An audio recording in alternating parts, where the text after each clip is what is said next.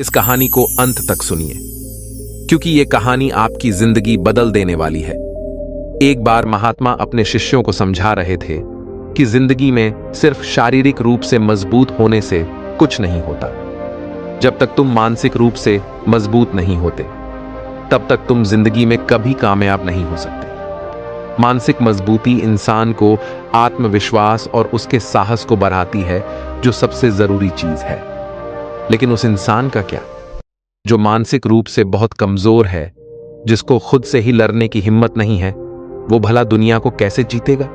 इसीलिए तुम इतने कमजोर मत बनो कि तुम खुद से ही हार जाओ। एक शिष्य ने बोला, महात्मा जी, मैं बहुत मेहनत करता हूं, लेकिन जब भी कोई कठिनाई आती है, मैं हिम्मत हार जाता हूं। कृपया मुझे बताइए कि मैं मानसिक रूप से कैसे मजबूत बन सकता हूं। महात्मा ने कहा, सारा खेल बस दिमाग का है।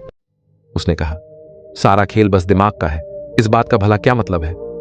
क्या आप मुझे समझा सकते हैं? महात्मा ने उसे बोला, हम जैसा सोचते हैं वैसा हम बन जाते हैं। तुम जो कुछ भी हो, जैसे भी हो, तुम अपनी सोच के हिसाब से हो, यानी तुम्हारा दिमाग तुम्हें बना रहा है। अगर तुम कमजोर हो तो अपने दिमाग की वजह से हो, अगर तुम ताकतवर हो तो वह भी तुम अपने दिमाग की वजह से हो। अगर तुम निर्बल हो तो तुम्हें निर्बल तुम्हारे दिमाग ने ही तुमको बनाया, क्योंकि तुम रहते ही वैसे हो। इसीलिए तुम अपने दिमाग को अगर मजबूत बनाओगे तो तुम जैसा चाहो वैसा बन सकते हो। सारा खेल बस दिमाग का है। तुम जैसे माहौल में रहते हो वैसे तुम बन जाते हो। तुम जय सोचते हो वैसे तुम बन जाते हो। इसलिए तुम अपने इंद्रियों को वश में करना सीखो, क्योंकि तभी तुम्हारा दिमाग तुम्हारे वश में होगा। यह ठीक वैसे ही है जैसे तुम्हारे आंखें जो भी देखेंगी, तुम्हारे दिमाग वैसा सोचेगा, और तुम जैसा सोचोगे वैसा तुम्हारा शरीर प्रतिक्रिया देने लगेगा। यानी तुम अगर गंदी चीज देखोगे तो तुम्हारे मन में उसी तरह ख्याल आएंगे। हमारे इंद्रियां जैसी चीजें हम देखते हैं, जैसे हम सोचते हैं वैसा ही हम महसूस करने लगते हैं, और हमारा दिमाग वैसा ही प्रतिक्रिया देने लगता है।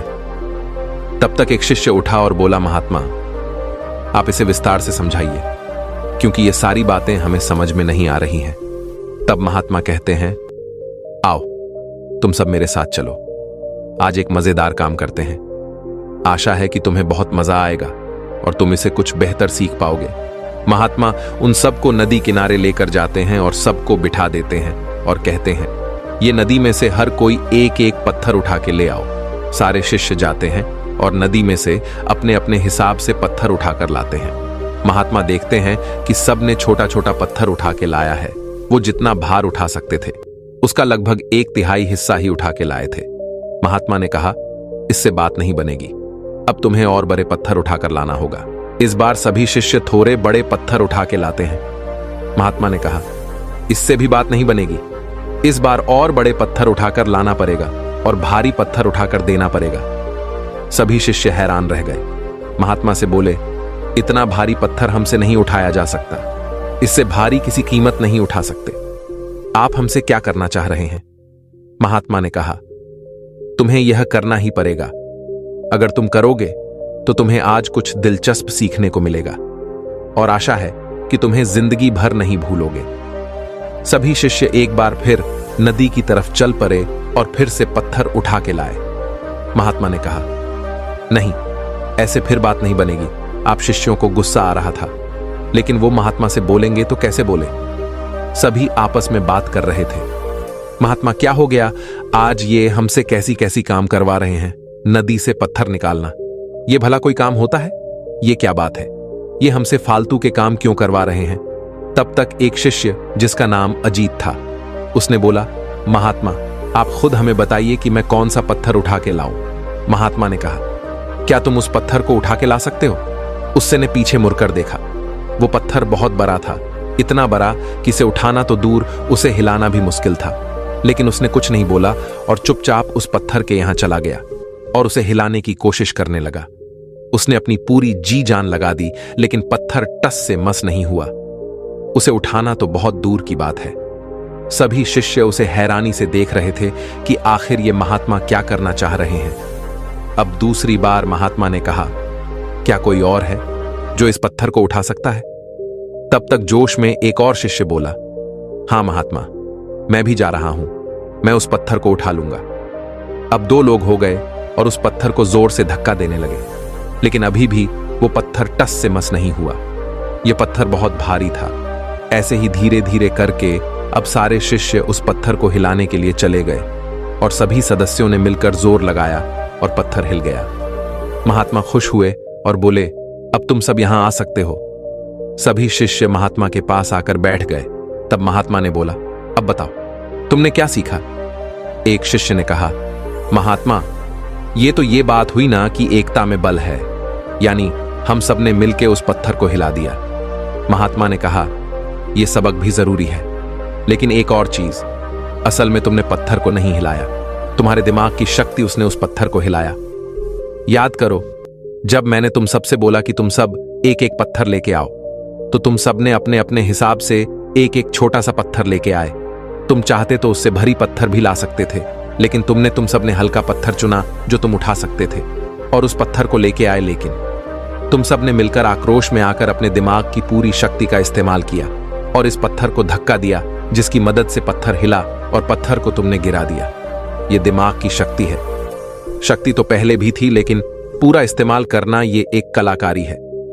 तब एक शिष्य ने कहा, महात्मा, हम मानसिक रूप से कैसे मजबूत बन सकते हैं और अपने दिमाग को कैसे मजबूत बना सकते हैं ताकि हम हर परिस्थिति के लिए ऐसे ही तैयार हैं? महात्मा ने कहा, अब मैं जो तुम्हें बताने जा रहा हूं, तुम उस बात को ध्यान से सुनो, क्योंकि यह बातें तुम्हारी जिंदगी बदलने वाली है।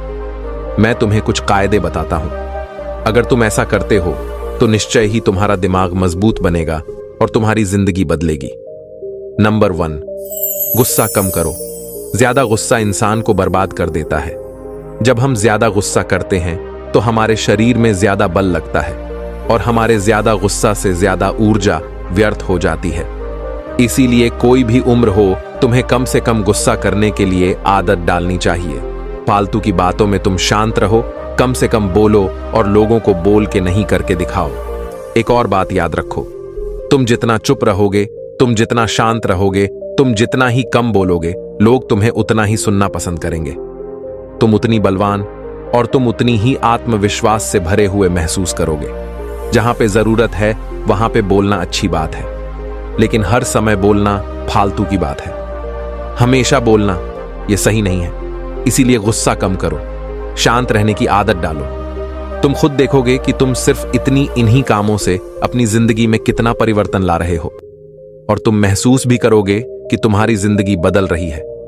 ज्यादा बोलना बेवकूफों की निशानी है, इसीलिए, और चुप रहना महान लोगों की पहचान है।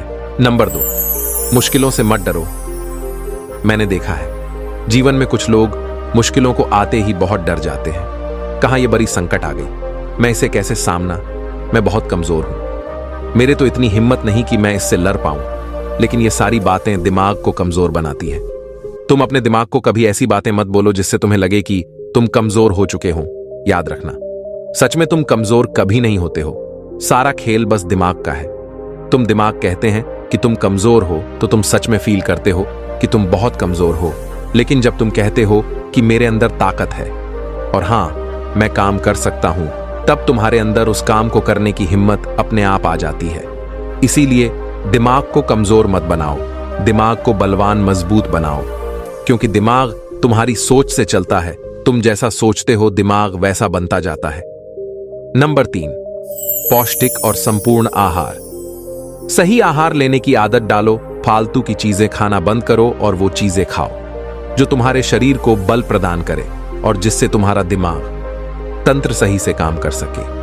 वो सारे व्यंजन, वो सारे भोजन जिसमें ज्यादा तेल और मसालों की मात्रा ज्यादा हो, उनसे सबसे दूर रहो, क्योंकि वो चीज तुम्हारे पेट के साथ तुम्हारे दिमाग को भी नुकसान पहुंचाती है। ज्यादा भारी भोजन दिमाग को आराम करने के लिए मजबूर करता है और तुम्हें आलस आता है। इसीलिए कोशिश हमेशा करो कि तुम हल्का भोजन करो। हल्का और पौष्टिक भोजन तुम्हें करनी चाहिए। नंबर 4, आलसी मत बनो। यह सही बात है। ज्यादा आलस इंसान को शारीरिक रूप से कमजोर बना देती है और मानसिक रूप से भी इंसान कमजोर हो जाता है। इसीलिए आलस का तुम्हें त्याग करना पड़ेगा। अगर तुम चाहते हो कि तुम्हारे दिमाग मजबूत बने, तो तुम किसी भी काम को जो तुम्हें लगे जरूरी है उसे उसी वक्त करने की कोशिश करो। उस काम को कल पे मत डालो। यह तुम्हारा दिमाग की प्रोडक्टिविटी को दिखाता है कि तुम कितना सीरियस हो। इसीलिए कभी भी किसी काम को लेकर बहाने मत बनाओ और न ही उसे कल पर टालने की कोशिश करो। जो काम है उसे उसी दिन उसी वक्त हो सके तो करके खत्म करो। शरीर को हमेशा एक्टिव रखो, ऐसे जैसे कि तुम्हारे शरीर में बहुत एनर्जी है। नंबर 5, व्यायाम करने की आदत डालो।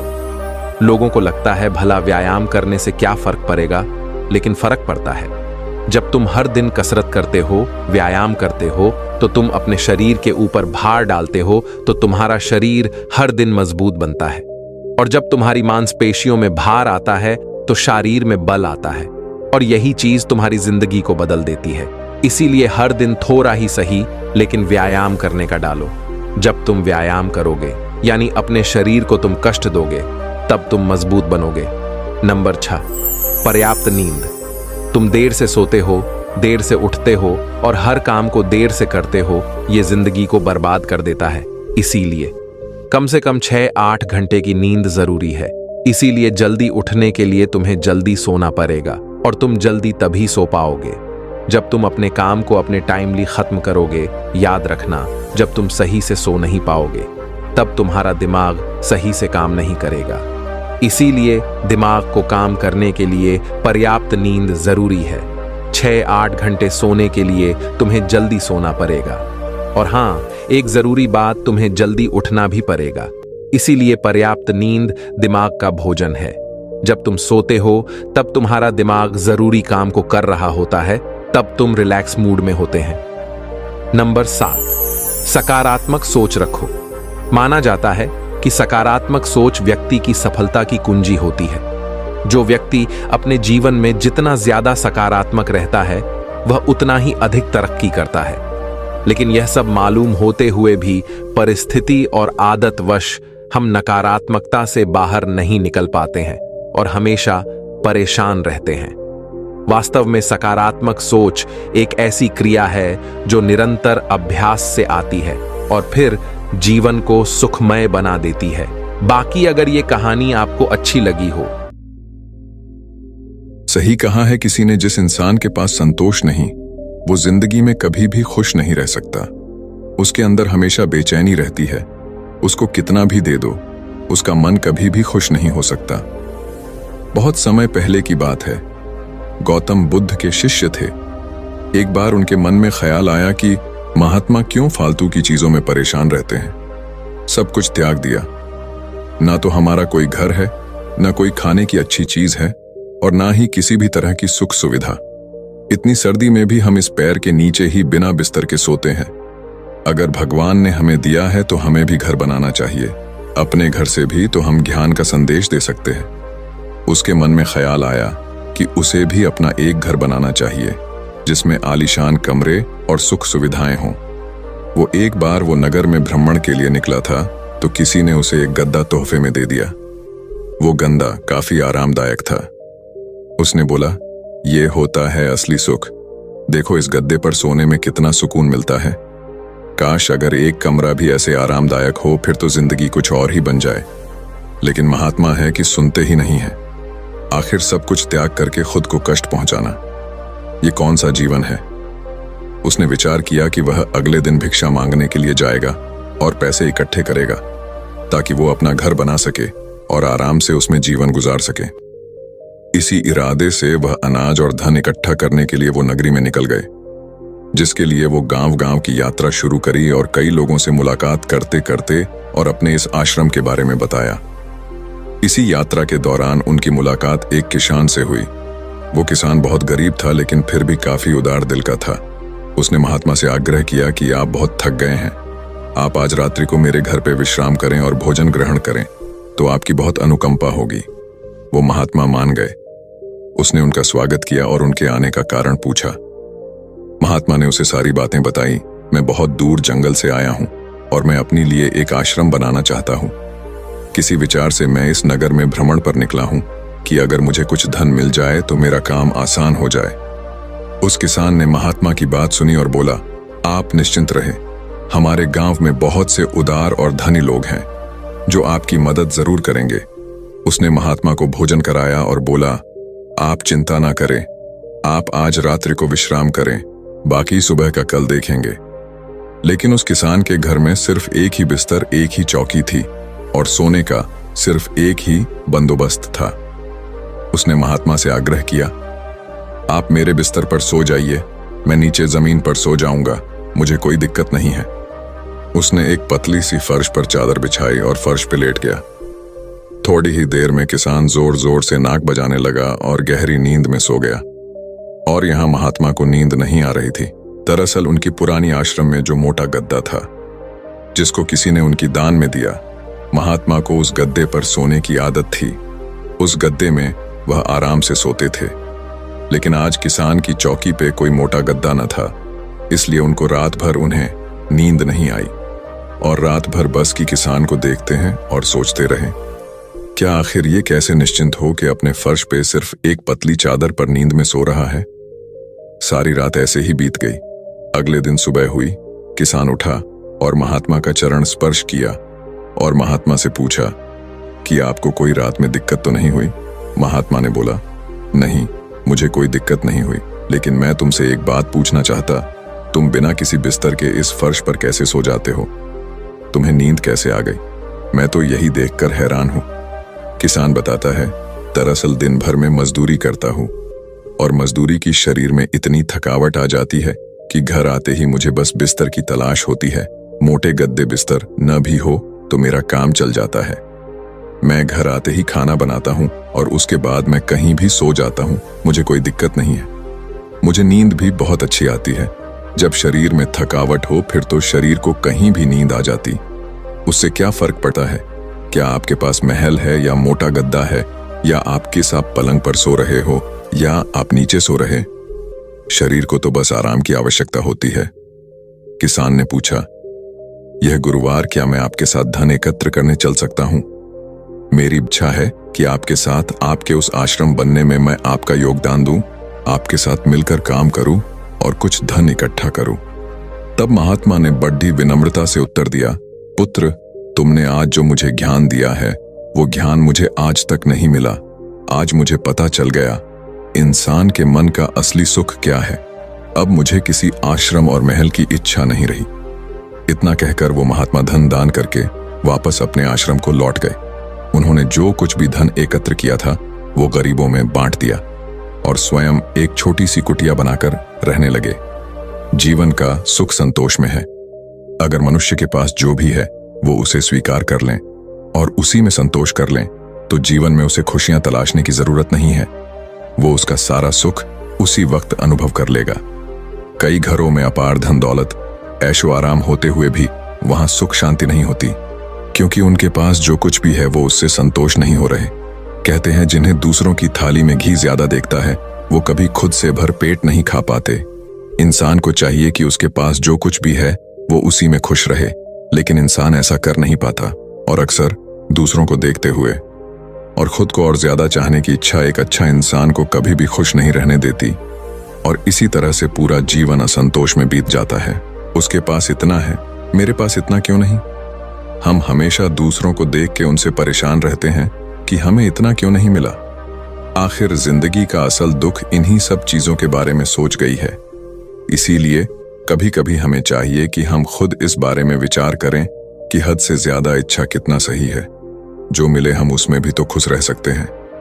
ज्यादा लालच और हद से ज्यादा इच्छाएं अक्सर इंसान को बीमार करते हैं। हम उम्मीद से ज्यादा अपेक्षाएं पालते हैं और जब वो चीज पूरी नहीं होती तो हमें दुख होता है और हम चिंता करने लगते हैं। जब जीवन में संतोष ही नहीं तो फिर भला जीवन का क्या मतलब? ऐसे में तो हर दिन हम परेशानी रहेंगे। इसीलिए इस बात पर विचार करने की आवश्यकता है। हमेशा याद रखे, संतुष्टि ही जीवन का मूल मंत्र है। अगर इंसान में संतोष है तो कोई भी दुख उसे तोड़ नहीं सकते। जीवन का यही रहस्य है, जो मिले उसमें खुश रहना सीखो। बाकी अगर ये कहानी आपको अच्छी लगी हो तो इस वीडियो को लाइक करें और ऐसी और कहानी सुनने के लिए डे इंस्पायर्ड यूट्यूब चैनल को सब्सक्राइब करें। तब तक मिलते हैं हम आपसे ऐसी ही एक और प्रेरणादायक कहानी के साथ अगले दिन। धन्यवाद।